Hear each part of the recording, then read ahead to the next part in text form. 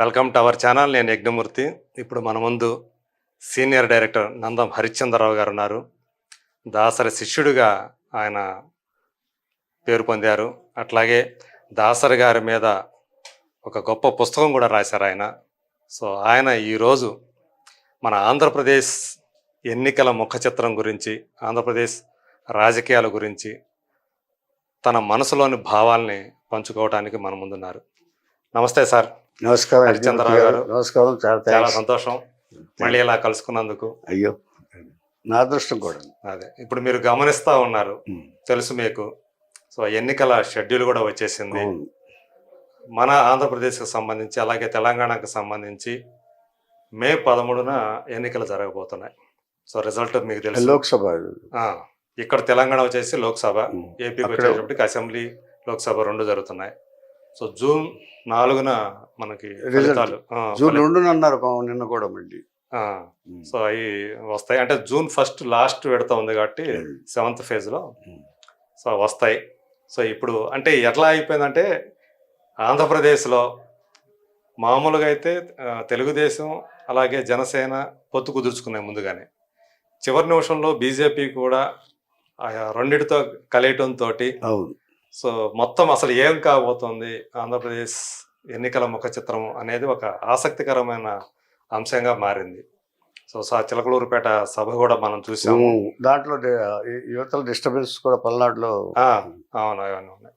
So మీకు తెలిసినంత వరకు, నాకు తెలుసు మీకు చంద్రబాబు నాయుడు గారితో, అలాగే ఎన్టీ రామారావు గారితో, తెలుగుదేశం పార్టీ వ్యవస్థాపకుడు, మహానటుడు, మహానాయకుడు. సో ఆయనతో కూడా మీకు దాంట్లో విశేషం అంటే మేనిఫెస్టో నా పెన్నుతో రాశాడు ఆయన.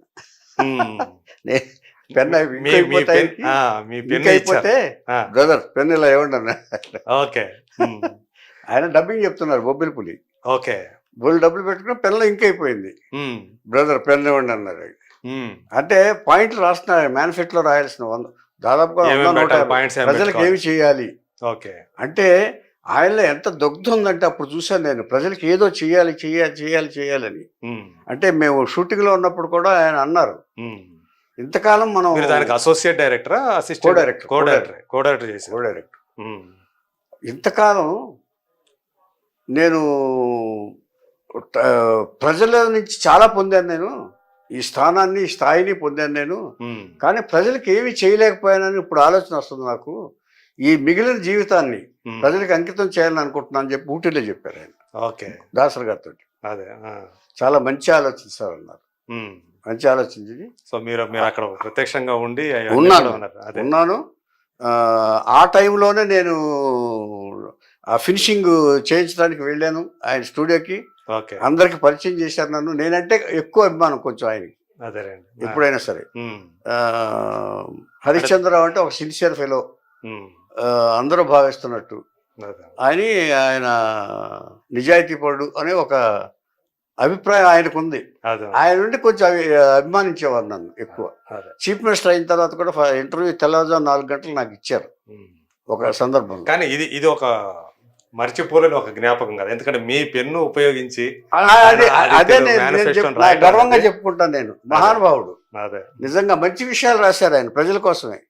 మీ పెన్నుతో రాశారు అంటే కొన్ని, అంటే అన్ని కాదండి, కొన్ని. అప్పుడు ఇంకో అయిపోయినప్పుడు నేను స్టార్టింగ్ కాదుగా, మధ్యలోంచి రాశారు. అదే.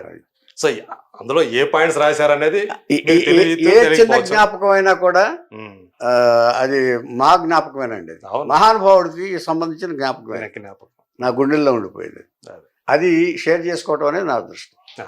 సో మీరు అప్పుడు చంద్రబాబు నాయుడు గారిని కూడా చూశారు. సో చంద్రబాబు నాయుడు గారికి ఆయన ముఖ్యమంత్రి కాకముందు, ఆ తర్వాత కూడా ఆయనకు సంబంధించి ఆయనలో నాయకత్వ లక్షణాలు ఉన్నాయని, తర్వాత మంచి అడ్మినిస్ట్రేటర్ అని ఒక పేరు సంపాదించుకున్నారు చాలా. ఎందుకంటే 78లోనే ఆయన కాంగ్రెస్ లో సినిమాటోగ్రఫీ మినిస్టర్ చేశారు ఆయన. దానికి సంబంధించి ఇంకొక జ్ఞాపకం ఏంటంటే, అసలు రాజకీయం నా ఈ ప్రజా సేవ చేయాలనే అభిప్రాయం ఒకవైపు. అప్పుడు భవనం వెంకటరామ్ గారు చీఫ్ మినిస్టర్, ఎవరో చంద్రబాబు నాయుడు గారు మినిస్టర్గా ఉన్నప్పుడు మినిస్టర్ ఉన్నప్పుడు భవన వెంకట్రావు గారు బొబ్బులపూడి షూటింగ్ జరుగుతుంది, క్లైమాక్స్ చేస్తున్నాం. ఉమ్, సడన్ గా ఒకసారి ఏదో ఫోన్ వచ్చింది ఆయనకి. వచ్చి నన్ను పిలిచారు. పిలిచి, బ్రదర్ రేపు నేను హైదరాబాద్ వెళ్తున్నాను, ఉమ్, ఒకసారి బ్రదర్కి చెప్పండి. ఏం చేద్దంటే గురువు గారికి డైరెక్ట్ చెప్పరు కదా పెద్దవాళ్ళు. అవును. పెద్దవాళ్ళు ఎప్పుడు మళ్ళాటోళ్ళు చెప్తారు, నాలాటోళ్ళు. అంటే చెప్తే గురువుగారితో చెప్పాను నేను. ఉమ్, సరే వెళ్ళి చెప్తే అదే దానికే ఉంది, వెళ్ళి రమ్మండి, నేను వేరే షార్ట్స్ తీసుకుంటాను అని చెప్పి ఆయన చెప్పారు. ఓకే సార్ అన్నాను. థ్యాంక్ యూ బ్రదర్ అన్నారు. అయితే మర్నాడు హైదరాబాద్ వెళ్ళి ఆ సాయంత్రానికి వచ్చేసారు. భవన వెంకట్రావు గారిని కలవటానికి వెళ్ళారు. ఓకే. ఎందుకు వెళ్ళారు ఆయన తర్వాత ఆరాధిస్తే, చంద్రబాబు నాయుడు గారిని మినిస్టర్ నుంచి తీసేశారు. ఉమ్, ఆ వార్త ఈయనకి వచ్చింది. ఓకే. అది మాట్లాడడానికి వెళ్ళారు. ఉమ్, ఆయన తన అసక్తతను వ్యక్తపరిచాడు ఎవరు, భవన భవన వెంకట్రావు గారు. వెంకటరామ్ గారు. ఉమ్, దాంతో ఈయనకి కొంచెం ఇచ్చింగ్ అయింది. ఉమ్, అది రిజెక్ట్ చేసి ఇబ్బంది పడ్డారు. అదే అదే ఉమ్, ఇబ్బంది పడ్డారు. బాధ కలిగించింది బాగా. బాధ కలిగించిన మాట ఉమ్, వాస్తవం.